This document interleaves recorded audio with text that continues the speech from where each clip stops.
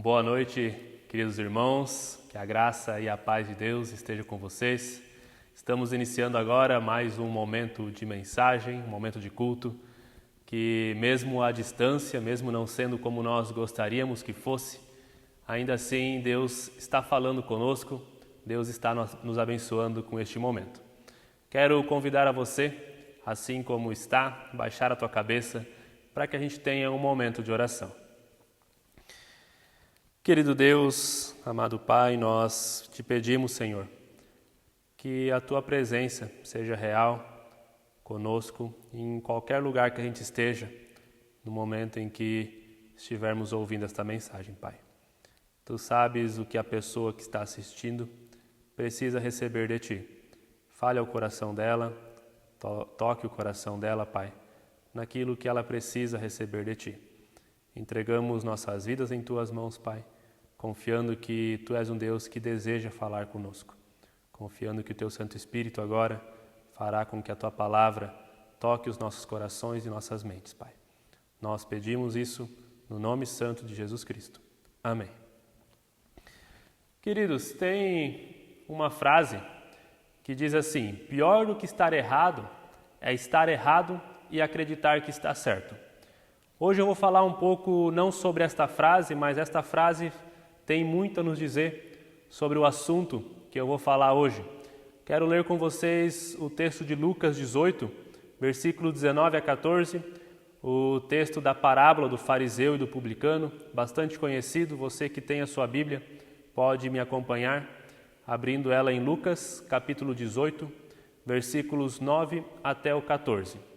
Ali o texto diz o seguinte: há alguns que confiavam em sua própria justiça e desprezavam os outros. Jesus contou essa parábola. 2 homens subiram ao templo para orar. Um era fariseu e o outro publicano. O fariseu em pé orava no íntimo: Deus, eu te agradeço porque não sou como os outros homens, ladrões, corruptos, adúlteros, nem mesmo como este publicano. Jejuo 2 vezes por semana, dou o dízimo de tudo o que ganho. Já o publicano ficou à distância. Ele nem ousava olhar para o céu, mas batendo no peito dizia: Deus, tem misericórdia de mim, que sou pecador. Eu digo que este homem e não o outro foi para casa justificado, pois quem se exalta será humilhado, e quem se humilha será exaltado. Nesse texto, Jesus nos apresenta 2 personagens, como eu disse, que a gente já ouviu falar bastante, o fariseu e o publicano.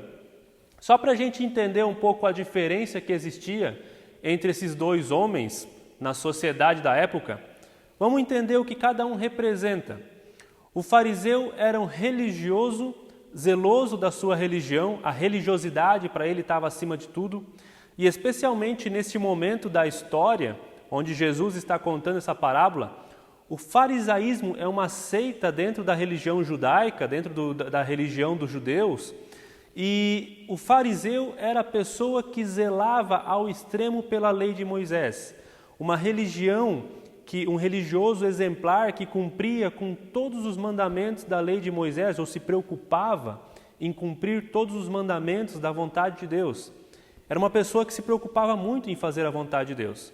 A gente muitas vezes enxerga o fariseu com maus olhos por causa dos conflitos que eles tinham com Jesus, mas o fariseu era naquela sociedade o exemplo de pessoa dedicada a Deus, uma pessoa com integridade, era uma pessoa que levava a Deus e os seus mandamentos muito a sério, uma pessoa que as pessoas à sua volta olhavam para ela e dizia: este é um homem de Deus.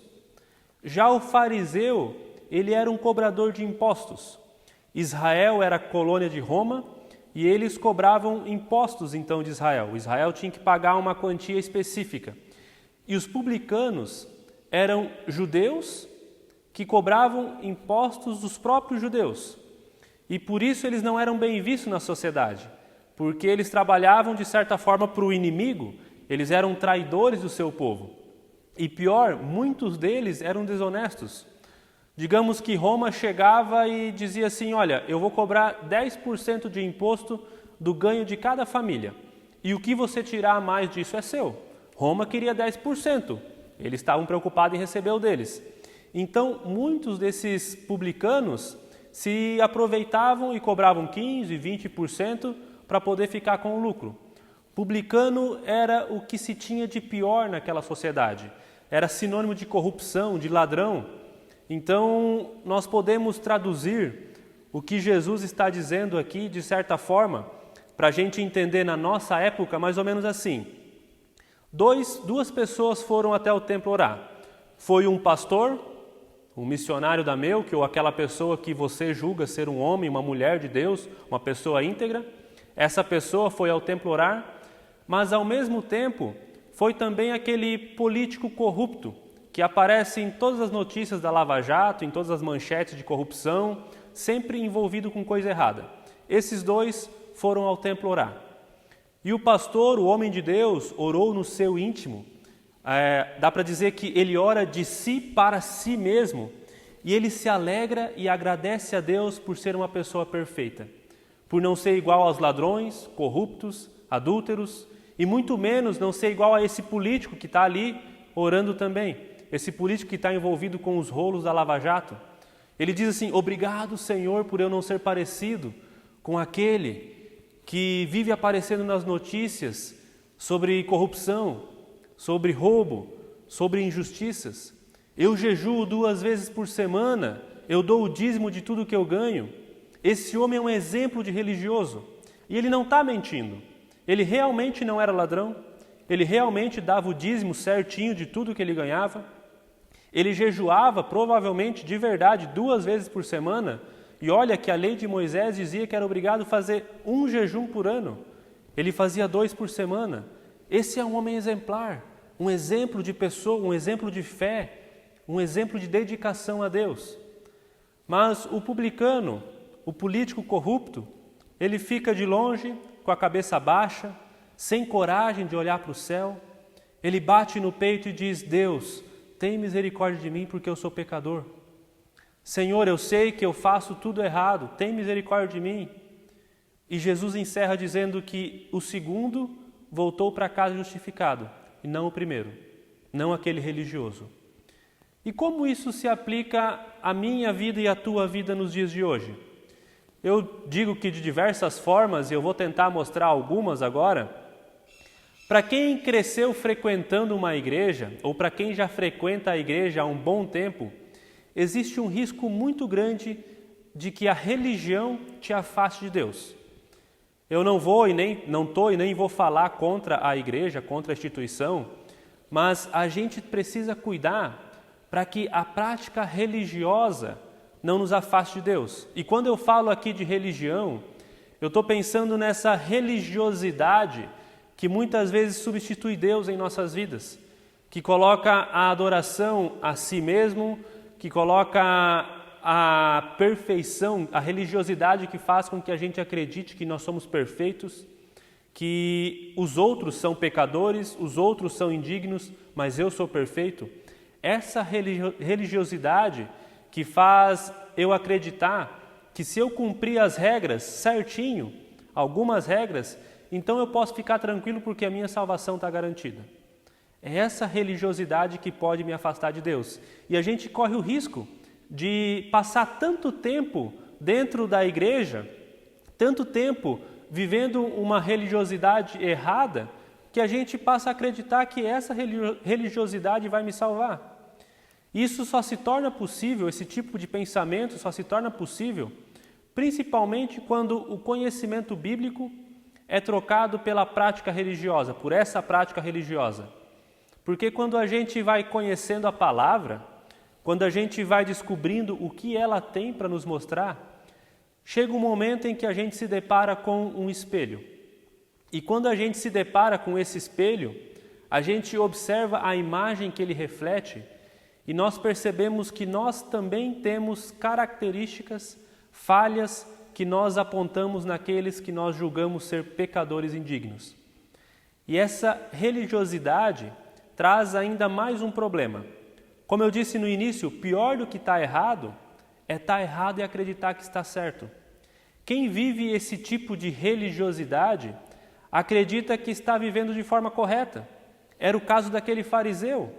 Ele acreditava que estava fazendo tudo certo, que o relacionamento dele com Deus era perfeito, porque ele cumpria todas as leis que foi ensinado a ele. E a religiosidade coloca na nossa cabeça duas mentiras muito perigosas e que a gente se convence de que elas são verdades absolutas. A primeira mentira que a religiosidade coloca na nossa cabeça é de que nós somos bons por natureza. Eu sou bom. A gente passa a acreditar que nós somos bons. A religiosidade, a religião, essa falsa religiosidade, traz para nós um senso de virtude. Ela nos dá uma sensação de que nós não somos como os outros. Não somos como os ladrões, os corruptos, os adúlteros, mas nós não somos nada disso. Os outros são. Os outros, nós damos o dízimo certinho, nós lemos a Bíblia todos os dias, nós nos esforçamos ao máximo para fazer tudo certo como um religioso deve fazer. Por mais que a gente não fale isso, dentro de cada um existe esse sentimento que às vezes acorda. Às vezes ele aflora e nos faz pensar de que nós somos melhores do que os outros, melhores do que aqueles que não vivem como a gente vive. Principalmente quando coisas ruins acontecem. Coisas ruins acontecem na minha vida, na sua vida. Nesses momentos, nós temos a expectativa de que Deus cuide de nós de um jeito especial, de que Ele dê uma atenção especial para mim, já que eu sou um religioso tão correto, já que eu faço tudo o que Deus espera que eu faça, porque eu não sou igual aos outros, não sou corrupto, não sou adúltero, não sou ladrão, então Deus vai cuidar de mim de forma especial. Porque eu dou o dízimo direitinho, eu faço a minha oração todos os dias, eu vou no culto toda semana, então Deus olhe por mim de um jeito diferente.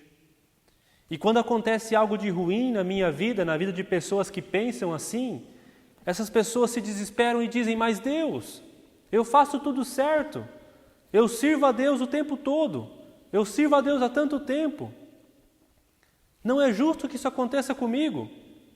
E pior ainda é quando alguém que a gente julga ser indigno tem a sua vida dando tudo certo. Então a gente pensa: mas por que Deus? Por que eu, que tento fazer tudo certo, estou sofrendo e Ele vai tudo bem? Para Ele dá tudo certo. Por que eu sofro e Ele não? Esse é um sentimento que está guardado dentro de nós. É um sentimento que está lá, ele pode estar adormecido, mas ele está lá. E se a gente não cuidar, essa religiosidade que o mundo coloca na nossa cabeça vai fazer com que esse sentimento desperte. E é muito difícil para nós aceitar que diante de Deus nós somos igual a um assassino, a um assaltante, igual àquele político que aparece toda semana na televisão envolvido com corrupção, que nós desejamos que fique preso, que pague pelos seus crimes. É difícil para nós aceitar que nós somos iguais, que todos nós estamos no mesmo barco. Nós somos aqueles que estão na luz, eles ainda estão nas trevas. Nós somos o povo que vive na verdade, eles ainda estão no engano, na mentira. Nós já nascemos de novo, nós já somos filhos de Deus. Eles ainda são criaturas de Deus, não entenderam, não nasceram de novo. Nós somos. Muitas vezes a gente pensa: não, eu sou. Eles ainda não são. Então é difícil a gente não pensar que nós somos melhores, porque a religião tem essa capacidade de incutir em nós um senso de virtude que não é real. E quando esse senso de virtude, de acreditar que eu sou o melhor, domina a minha cabeça, domina a minha existência, então eu não preciso mais de Deus. Então quando eu vou falar com Deus, eu vou apenas para dizer: Deus, parabéns por ter um filho tão bom como eu. Parabéns por ter criado esse ser perfeito que sou eu. É isso que o fariseu foi fazer no templo. Ele chegou lá e ele disse: Deus, obrigado por eu ser melhor do que aqueles. Obrigado porque eu não sou igual a eles. Obrigado porque eu não sou igual, porque eu sou melhor. Obrigado porque eu não preciso pedir nada para você. Eu não preciso pedir nada para você, Deus. Não há nada que eu possa querer de você. Eu só vim dizer obrigado. E eu não estou dizendo que a gente não deva agradecer a Deus. Mas esse fariseu, ele agradece porque ele é perfeito, porque ele é bom. E quando nós somos dominados por esse senso de virtude, então vem a segunda mentira na nossa cabeça, no nosso coração. A religiosidade, essa falsa religiosidade, como eu disse, eu não estou falando contra a religião, contra a igreja, mas a falsa religiosidade, esse senso de que nós somos perfeitos, vai afirmar que nós já chegamos onde nós precisamos chegar, que nós já chegamos onde nós deveríamos estar. Ela nos convence de que quando eu sair das trevas para a luz, então eu estou no meu ponto de chegada, que eu estava no caminho das trevas, da mentira, seguindo os falsos deuses, e agora eu encontrei a luz, eu conheci a verdade, eu conheci a Jesus e pronto. Eu não preciso fazer mais nada, eu não preciso caminhar, eu não preciso mais evoluir, eu não preciso mais me dedicar. Mas a experiência que nós precisamos ter com o Evangelho é uma experiência de começo, de início de relacionamento. Não sei se você lembra da sua conversão, se você teve um momento específico na tua vida, onde você se lembra, não, aqui foi a minha conversão. Lembre desse momento. No início, tudo era aquele primeiro amor que a Bíblia fala. Você se dedicava a Deus, você lia a palavra, você orava, você queria aprender mais. Mas talvez, eu espero que não, mas talvez com o tempo, isso vai mudando. A religião se torna rotina, então se torna uma religiosidade, um piloto automático. A gente andava nas trevas, éramos cegos, agora estamos na luz e tá bom. Mas essa luz nos dá a capacidade de enxergar tudo aquilo que eu não via antes, tudo o que precisa ser mudado na minha vida. Evangelho é um começo de vida, não é o fim da caminhada. O encontro com Cristo é o começo de uma nova vida, não é o fim da caminhada. Jesus diz, eu sou o caminho. Quando eu encontro Jesus, eu acabei de encontrar o caminho, então eu tenho que trilhar por esse caminho. Eu tenho que seguir por esse caminho. Imagine que eu queira visitar a minha família que mora lá no Paraná. Hoje eu estou em Santa Catarina, em Imbuia, e eu quero visitar a minha família que mora lá no Paraná, mais de 900 quilômetros de distância. Então eu posso pegar o endereço da casa da minha mãe, colocar no meu GPS, e ele vai me dar o caminho certinho. Se eu seguir pelo caminho, a não ser que tenha alguma falha na configuração, eu vou chegar certinho na casa da minha mãe. Mas se eu entrar no carro, olhar para o GPS, esse é o caminho, e ficar sentado, eu nunca vou chegar lá. Eu achei o caminho, esse é o caminho que eu devo seguir. Mas se eu ficar parado, se eu não der a partida e seguir o caminho, eu nunca vou chegar onde eu devo chegar. Encontrar o caminho não significa que eu cheguei no meu destino. Eu encontrei o caminho, então agora a aventura está só começando, a viagem está só começando. É agora que eu preciso começar a caminhar. Mas quem tem esse senso de virtude, senso de que já conhece a Deus, já conhece tudo que a palavra pode te ensinar, acredita que já chegou. Essa pessoa está morta. Ela está mais longe de Deus do que ela imagina. Ela está tão longe de Deus que ela não consegue nem perceber a distância que ela está. A luz do Evangelho que se acende sobre nós não serve apenas para mostrar as nossas virtudes. Sim, ela mostra as nossas qualidades. Mas ela serve também para mostrar a minha miséria, para mostrar a minha situação.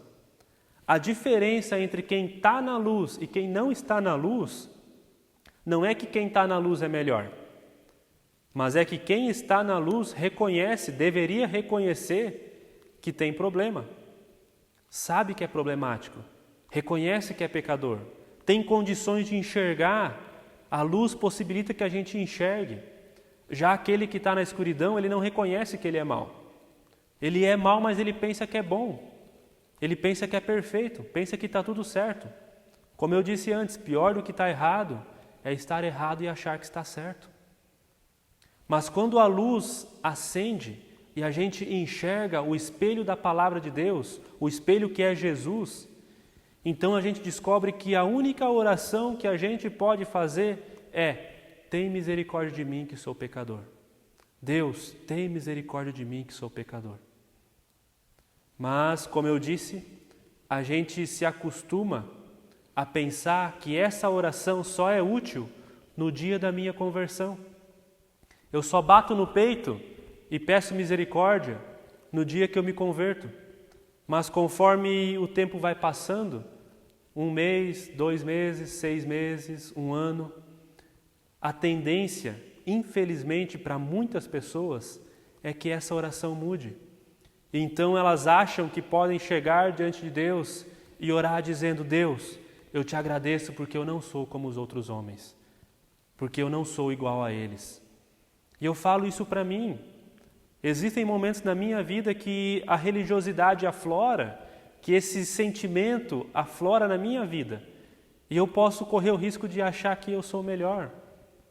Mas o fato de eu conhecer a palavra, o fato de eu ser pastor, missionário, não significa que eu sou melhor. Significa que eu tenho mais conhecimento para reconhecer que eu sou pior, que eu também sou pecador, que eu sou tão ruim quanto aqueles. Essa experiência religiosa é a experiência da maioria das pessoas que chegam nas mais diversas igrejas ao redor do mundo. Começa como publicano: Deus, tem misericórdia de mim. Mas conforme vai amadurecendo, conforme vai entrando na religião, conforme vai se tornando religioso, vai se acostumando com a vida religiosa, muitos passam a orar e a agir como fariseu. Mas a única forma que existe para a gente chegar diante de Deus é com o coração de publicano. Diante de Deus, a gente só pode dizer: Deus, tem misericórdia de mim. O relacionamento com Deus, ele não é mensurado por aquilo que nós podemos fazer, não é medido pela quantia de dinheiro que eu oferto, pelos pecados que eu não cometo, pelas coisas certas que eu faço. O relacionamento com Deus é mensurado pelo imenso amor que Ele derrama sobre nós, pecadores. Mas quando nós nos deixamos dominar pelo senso de virtude que essa falsa religiosidade, implanta em nós, então nós passamos a mensurar o relacionamento com Deus a partir daquilo que eu posso fazer. Se você deseja ter um relacionamento assim com Deus, você pode fazer essa oração todos os dias: Senhor, obrigado porque eu não sou igual aos outros. Obrigado porque eu sou bom, porque eu sou perfeito.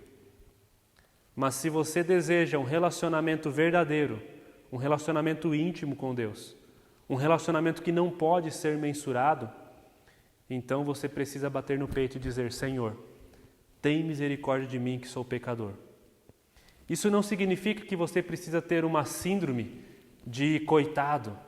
Olha, Deus, eu não sou nada. Não, em Deus você é transformado todos os dias. Você é uma pessoa melhor do que você foi ontem. A partir de Deus você sim melhora todos os dias. Você edifica a tua vida todos os dias. Mas isso não significa que você já chegou, que você já está lá.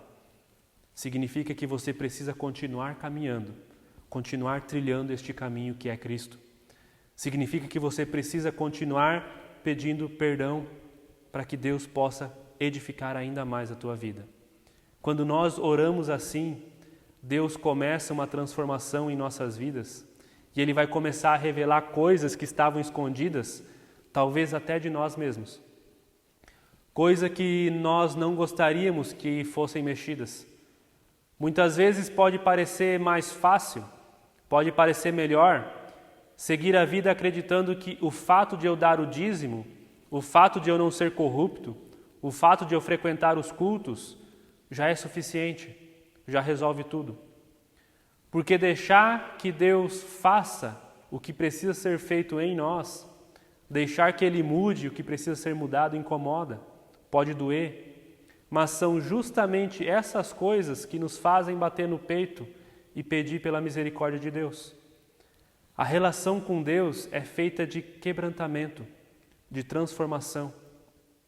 Ela é feita de olhar para a cruz e entender que somente através dela nós somos salvos. A minha oração para mim e para você hoje é que nós possamos rasgar a nossa alma diante de Deus, abrir o nosso coração diante de Deus, para que Ele possa fazer a transformação necessária na minha e na tua vida. Eu te convido a olhar para essa cruz. Atrás de mim tem 3 cruzes. Eu te convido a olhar para essa cruz que aponta para a cruz de Cristo, que aponta para o sacrifício de Cristo, para abrir o seu coração, rasgar a sua alma diante de Deus e dizer: Senhor, tem misericórdia de mim que sou pecador. E a partir daí, trilhar o caminho da transformação, trilhar o caminho que Deus deseja para cada um de nós. Seja você daqueles que cresceram dentro de uma igreja, seja você daqueles que chegou agora, seja você daqueles que já está há um tempo. Todos nós precisamos trilhar o caminho da transformação em Cristo.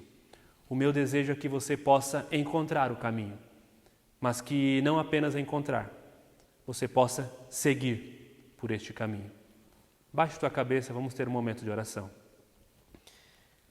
Querido Deus, eu te agradeço, Pai, porque Tu és bom, porque a Tua graça se derrama sobre nossas vidas. Mas, Pai, eu quero te pedir perdão, quero te pedir misericórdia, porque eu sou pecador, porque nós somos pecadores, porque muitas vezes nós permitimos que o conhecimento, que a cultura, que a sociedade implante em nós uma religiosidade que não é aquela que o Senhor deseja. Uma religiosidade que faz com que a gente acredite que nós somos perfeitos, que nós já chegamos no nível, no lugar onde nós devemos estar. Pai, nos perdoa por isso. Nos perdoa porque nós somos fracos, nós somos falhos. Nos perdoa porque nós muitas vezes nos afastamos de Ti. Permita com que a gente encontre o caminho e nos dê sabedoria e força para que a gente trilhe pelo caminho, Senhor. Que a gente siga por este caminho que é Cristo, que nos conduz à vida eterna, que nos conduz à salvação, que nos conduz ao Teu reino, porque somente quando chegarmos lá, quando Cristo nos levarmos até o Teu reino, então a obra estará completa. Não aquilo que nós podemos fazer, mas a Tua obra em nós estará completa, Pai. Pai, eu te peço por esta comunidade, te peço que Tu guarde a nossa vida. Peço que Tu guarde a nossa comunidade. Dê a nós sabedoria para que a gente possa ser cada dia mais parecidos contigo. Dê a nós sabedoria para que a gente possa entender que cada dia mais necessitamos de Ti, Senhor. Eu entrego em Tuas mãos a vida de cada um desses irmãos que estão nos assistindo agora. Em nome de Jesus, o Teu Filho amado. Amém. Queridos, eu me despeço de vocês, sob a bênção e a graça de Deus. Desejo que Ele te abençoe, que Ele toque o teu coração, que você possa ter um encontro com Ele e seguir pelo caminho que é Cristo. Um forte abraço e até mais.